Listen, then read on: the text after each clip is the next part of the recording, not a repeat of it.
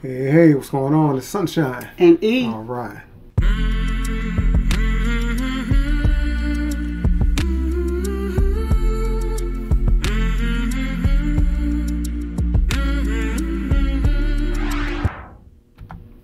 We're back again, everybody. Sunshine and E on this Mysterious Places. Yeah. Part 2. Part 2. We'll start kicking a couple more and check them out. And if you haven't checked out the other ones, go back. I think we did label it, or will label it, Part 1.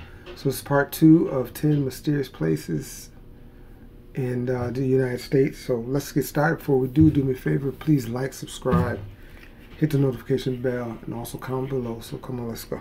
1864, the Trans-Allegheny Lunatic Asylum started accepting patients. If you've ever visited West Virginia, you can imagine there was a line out the door for people looking to get in. At first, everything was fine and dandy. People were getting the help they needed. At least, help for the time. I mean, lobotomies and electric shock have long, been deemed unnecessary, but hey, it was cutting edge back then. As the years went on, it started getting more and more patients that far exceeded what it was originally designed for. By the 1950s, the facility that was designed to hold 250 patients had 2,400 patients. Wow. That is about the time it really hit the fan. The asylum became something out of a horror movie. No heat in the winters, sweltering summers, people sleeping on the floors and in storage rooms, unexplained disappearances, caging, and severe mistreatment of some of the patients. At some point, attacks on the staff became the norm, and patients started making fires in an attempt to burn the place down. And get this, in true West Virginia fashion, it wasn't shut down until 1994. Yeah, really? So we're talking from 1950 to 1994, this thing was a total nightmare, and they kept it open. But it's believed that it's still inhabited by the souls of the patients. If you want to check it out yourself, take a ghost tour of the facilities. Yeah, they have those. Number 6, Skinwalker Ranch, Utah. The name Skinwalker Ranch can warn you of two different things: supernatural hoodoo voodoo weirdness, or a nudist colony filled with retirees. If you're like me, you're probably struggling with deciding which one is scarier. Luckily for us, this is the supernatural type, and we can press on. Supernatural and mysterious activities have been reported at the Skinwalker Ranch in Utah for many years. Visitors to the 480-acre compound have reported seeing shape-shifting creatures and hearing loud underground noises, along with the occasional floating orb of death. Now, I added the death part for dramatic effect, just so you know. According to Native American lore, the site is full of evil spirits and dark spiritual energy. The ranch has been nicknamed the UFO Ranch because of its 50-year history of odd events that are said to have had taken place there.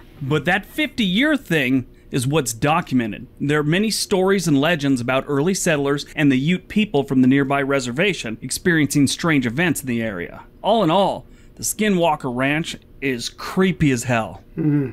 Number 5, the White Eagle Saloon, Portland, Oregon. Here in Portland, Oregon, we have the White Eagle Saloon and its checkered past. Originally a hub for Portland's Polish immigrants, the White Eagle Saloon wore many hats over the years. Saloon, meeting hall, hotel, a place of worship, brothel, and now it's a great bar with great live music. The name White Eagle is in reference to the old Polish flag, which had a white eagle on it. This place has some serious stories. A prostitute killed by a jealous lover, people dragged through basement tunnels, a waitress carried down basement steps by an invisible force. These are the stories and legends that pop up whenever the White Eagle is mentioned. The details normally become more graphic and gruesome as the years go on. There's more than just good storytelling going on here. Ghost hunters who have investigated the place report a sensation of violence and death in the basement and a deep well of sadness on the second floor. The White Eagle first popped up in the waterfront of Portland in 1905. At the time, the area was crowded with hundreds of recent arrivals from Great Britain, Scandinavia, the Balkans, Russia, the Mediterranean, and the Far East. They worked on the docks, in the Union Pacific Railroad shops, and in the neighboring factories and mills built along the Willamette's east bank. When the workday ended, people filled Russell Street and it became alive as people walked down it and then disappeared into dozens of bars lining the street. There was a trolley line that ran up Mississippi Avenue and stopped at Russell Street near the White Eagle. Upon the approach to Russell Street, the conductor would always yell, "Next stop, Bucket of Blood," a nickname earned from all the fierce and frequent brawls that erupted in and around the saloon. 2 Polish immigrants opened up the White Eagle to offer other Polish immigrants a place after work for recreation. Pool, poker, liquor, beer, and with the right connection and the proper amount of money, patrons could indulge in the brothel upstairs or the opium den downstairs. The basement had a tunnel connected to the underground network leading to the waterfront. Legend has it that through the subterranean passageway, intoxicated patrons were knocked over the head and drugged down the tunnels to the ships. There are reports of women crying upstairs and people screaming in the basement after hours.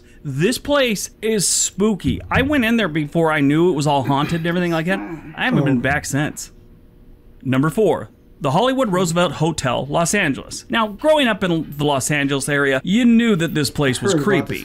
Tons of stories. Almost every Hollywood murder seems to be in or around this place, even if it wasn't. They always seem to end up here. That's how legends go, I guess. The hotel was built in 1926 in what is known as the Golden Era of Los Angeles architecture, and it was named after the 26th President of the United States, Theodore Roosevelt. It is a beautiful building. I've seen it many, many times. Never been inside, but I've driven by and been in the area, and it's a beautiful building. It was actually the model of the Disneyland ride Tower of Terror. The place is haunted. It is said that Marilyn Monroe still haunts the halls here and still occupies her suite of 1200. A lot of guests that have stayed there say that they see Marilyn Monroe in the mirror in that room. Guests have also reported mysterious trumpet music that's believed to be played by the spirit of Montgomery Clift. Now, I don't know if they've ever tracked him down and found the ghost playing the trumpet and asked him who he was, but people are pretty sure it's Montgomery Clift. I guess he used to like to practice in Suite 928. Others involve a little girl in a blue dress named Caroline that tries to motion you down the hallway, and if you go down the hallway, she wants to show you her dead parents, which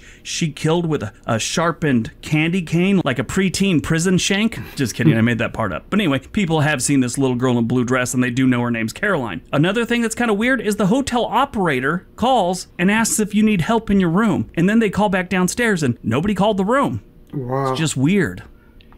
Wow. Okay. See, that was a different one. I thought that there was one hotel on the road where the girl, she was in the elevator. She looked like somebody's chasing her. She's looking around because it got video of it, and then she ended up disappearing. They ended up having some issues with the water. They found out she was in a little water tower on top of the. They don't know how she got there on top of the roof. So I thought that was what that was, but I guess it was a different one. But see, I don't mind. Some of them are, like the one with that, how nice that building looked where they had it was like it's a nut house or whatever, where they were treating people. Did you say nut house? I'm sorry. I don't know what they said insane asylum. Is that what it was? Yeah. But it looked nice on the outside, and it's just let it go like in the inside. If they seemed like you would have kept that up, that would have been a historical. It was up until 1994. Yeah, but I don't know. I'm just saying. Yeah. They said they tried to burn it down. Yeah. If they're mistreating people, that's why I don't know. I just gotta think about those kind of places and mental hospitals and what's the other one? Oh my goodness. Elderly. Oh yeah, right. I just don't know how people are really treated. Right. Just really. See, some of those right there, I don't mind experiencing different things, but when it comes to this spooky, mysterious ghost type things, I don't necessarily mind experiencing that, but I just got a feeling that once you do that, it sucks you, and now you start being involved with it consistently. It seems like the people that are into that always come. That stuff always bothers me. I always come up, always deal with it. And I was like, I don't mind this experience, but I don't get caught up in that. So I just. But in this case, he's just stating what we're supposed to believe. What he's saying. I kind of like to hear or read stories or see for myself, because you can show me anything and tell me any story, but yeah, because I don't want to be that one. Oh yeah, and that's fake. There ain't nobody ghosts and stuff. Then you go in there, something happens. Now you can't get. It's like following you around everywhere you go. You see. I don't want to. No, thank you. I don't want no part of that. But y'all let us know. That was part 2. We're gonna get to part 3 next. So follow it. Go check out part 1. You just checked out part 2, and then come back and check out part 3. We're gonna get out of here. Before we do me a favor. Please like, subscribe, hit the notification bell. Also share and comment below, and I do believe that's it. That's it. Thanks for listening to Sunshine and E.